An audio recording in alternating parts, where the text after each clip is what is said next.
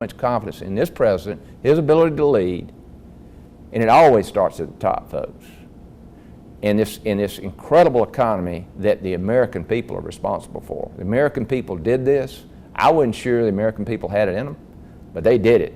And we're the strongest in the world. Our military is coming back. I mean, you got to understand, when this president took office, half of our F-18 strike force on our aircraft carriers did not fly. That is not the case today. That is a serious, serious problem for us as far as dealing with our enemies abroad. So, yeah, he's accomplished so much, and frankly, if he wants to criticize somebody, I can't tell him not to. I know my wife says she'd like about 15 minutes with him. But she loves him too, and so you have to kind of take it with. I mean, when you look at leaders throughout the world, there's always been little things that you'd say, God, I wish they hadn't done that, or wish they hadn't done that. So, which goes back to the human condition. I guess we're all flawed and just trying to do the best we can. But as far as a leader, I've never seen anybody that exudes confidence like President Trump. I mean, confidence in the American people. I mean, in the trade deals, he said, we'll get rid of all subsidies, we'll get rid of all tariffs, we'll compete one-on-one. That means he's got a lot of confidence in our people and their ability to produce. And all he's trying to do is make the playing ground fair. So we see the impeachment inquiry comes from Yeah. a slew of things. Yeah. One of them being like the Ukraine deal. For somebody like me who doesn't deal with that kind of things on a day-to-day, I know they fight for our freedom and Yeah. things like that. But for somebody like me, how would this impact like the working mom who's Yeah. feeding their kids like on a day-to-day, just turning on the news and watching Yeah. this? Right now, I don't know what the exact percentage is, but upward mobility in the current job market, women are leading the upward mobility 2-to-1. I mean, as far as going from entry level and moving up the economic ladder, and moving very rapidly. And my hat's off for those moms that are working and raising children. It's not easy, but hopefully dads are helping. And well, just everyone in general. Yeah. Like people sitting at home, like even if it's a male Yeah. at home, just why, if Donald Trump, if let's say this all goes through and like Donald Trump, the impeachment process starts. Yeah. How does this affect the day-to-day person? Well, if the economy, if people lose the confidence, our economy is 70% based on the consumer. And the consumer can make or break the economy. And if the consumer isn't confident that they're going to get a paycheck or that they're going to lose their job, then this economy is going to tank. And it's strong, but it's dependent on confidence. Consumer confidence is dependent on leadership. And of course, we got a businessman in charge, so he understands the markets, and which is very comforting because it's tricky. You got to keep the feds honest. You got to keep all these folks on top of their game. That's very hard in government. But bottom line is, I think it would be. Obviously they're trying to damage this president, and I'll tell you why they're trying to damage the president. Is because he is trying to stop their agenda. Their agenda is socialism, democratic socialism. They've made it very clear. They've made it very clear with the Green New Deal, which will basically take over both the energy markets and agricultural markets. I don't want the government in charge of my energy or my agriculture. It will, take over the airline industry. It probably would be more like 70% of the economy the government would run. They would tell you what you could drive, what you could eat, where you could go, probably where you could work.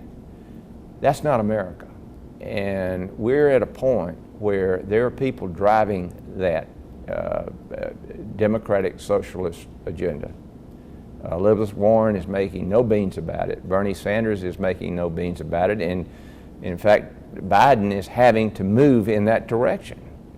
I don't think when they said, you know, are you for health care for illegal immigrants?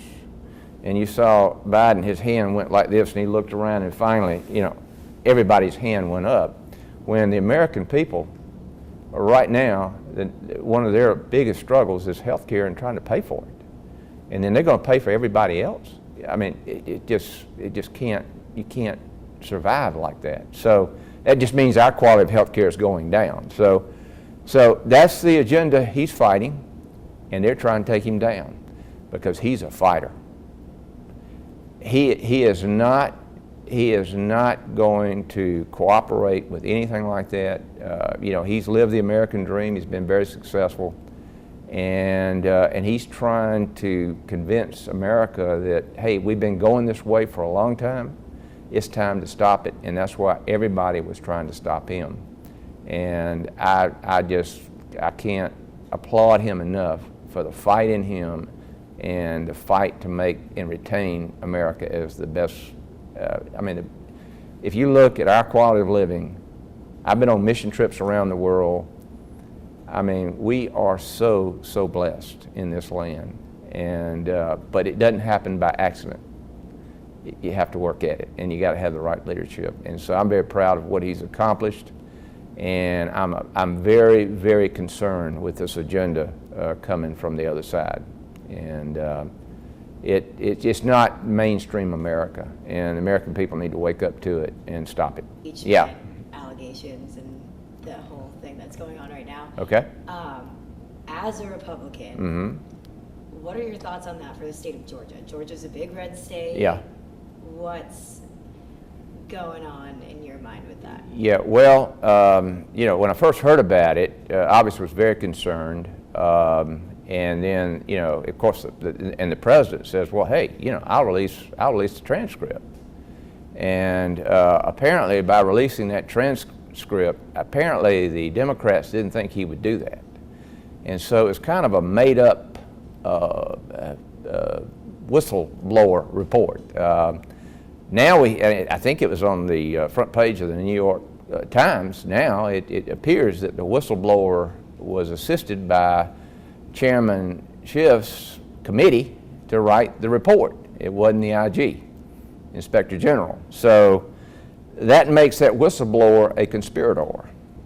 I mean, he conspired with the opposite party to try to bring charges against our president that they thought were worthy of impeachment. This has, you know, it's been battled over the media waves here for the last 2 weeks, and you know, obviously, the first point is, you know, whatever the transcript contains nothing that's impeachable. So, and then of course, then the Speaker ordered a full inquiry, impeachment inquiry. The Speaker can't do that. You have to vote for that in Congress. Well, why did the Speaker not hold a vote? Because she doesn't have the votes. And also, I think that they did not want to have a voted, do it officially, because the Republicans do have some rights that they can exercise to do hearings as well, if this passes the vote. But you know, I think we'd have voted on it last week if they'd had the votes. I think if they were going to ever pass it, they needed to vote on it before we left. We're in the district right now, and I think these people are going to hear a lot. There's 55 seats that are toss-up seats that President Trump did very well in. Many of those seats he won, handsomely won. And my guess is those members of Congress are getting an earful. And when they get back in 2 weeks, the last thing they're thinking about doing is voting for impeachment. You got to have 218 votes to do that, and they only have 237, the 235 total members. So you take 55 off of that, they're not close. 237. Yeah. I was like, that's way above Yeah. what you said. Yeah. So going into We're now seeing a lot of Democrats come to the forefront to, like, the candidacy for Democrats, Yeah. the list goes on. Yeah. For you being a Republican congressman and you seeing this happening, do you think it's a direct correlation with Trump and his whole camp? Well, for example, their whole strategy in this Congress has been to we've got problems we got to solve in this country. One of the best things we could do is pass the USMCA, the United States Mexican Canada Agreement, that would provide another 160,000 jobs, grow the economy by over $400 billion. Yet the Speaker won't bring that for a vote. We get 400 votes for that in the House, but the Speaker won't put it on the House floor because the President, it would get probably 90 votes in the Senate, and the President would sign it. But the Speaker does not want the President to have a victory. This whole thing, since they took the House back, has been all about politics. This whole inquiry is nothing more than politics. They are trying to do everything they can to damage this president, and they're doing it at the expense of the American people, and that's sad. I think we lost our majority in 2018 because we said we were going to repeal and replace Obamacare, and we did in the House, but we lost about one vote in the Senate. And I think the American people said, okay, you didn't get it done. So we had some people that probably lost their races because the Democrats actually used that against us. They basically said, okay, you own Obamacare now. And so they were successful with that. But I'll tell you this, if they don't get any, this has been the biggest do-nothing Congress. I mean, not one piece of legislation grows the economy, not one piece of legislation fixes health care, not one piece of legislation they've introduced does anything as far as immigration reform other than the bill put on the House floor. We were just talking about it earlier, where they are putting illegal immigrants ahead of our veterans as far as electronic medical records are concerned. I could not believe that every Democrat voted in favor of putting illegal immigrants ahead of our veterans as far as health care is concerned. So a lot of it is Democrats, Republicans, Yeah, Republicans. very, very, very partisan. Is there a way, or do you think that there is a way that it should not be so bipartisan and it should be kind of a little more cohesive? Let's work together on what we're doing. The problem you've got is that they apparently, well, Speaker Pelosi has been very successful at holding them together. And she has been able to do that by putting legislation on the floor that we wouldn't vote on, and but they can vote on it and pass it. But that's the only legislation she's put down there. Why has she not had a impeachment vote? I mean, well, we've had two. They got total, the best they did was 92 votes. That's a long way from 218, okay? And, and that's why she won't put it on the floor again. So she's trying to make sure those 55 members do not take controversial votes. So in that case, you take USMCA, the trade deal. Like I said, I think we get 400 votes. Very, very bipartisan. Why won't the Speaker put it on the floor? And this is why. Anything bipartisan is going to pass the Senate and the President's going to sign it into law. And so their strategy is to keep that from happening, which is at the expense of the American people. And that's sad. What are your thoughts on Donald Trump's Twitter account?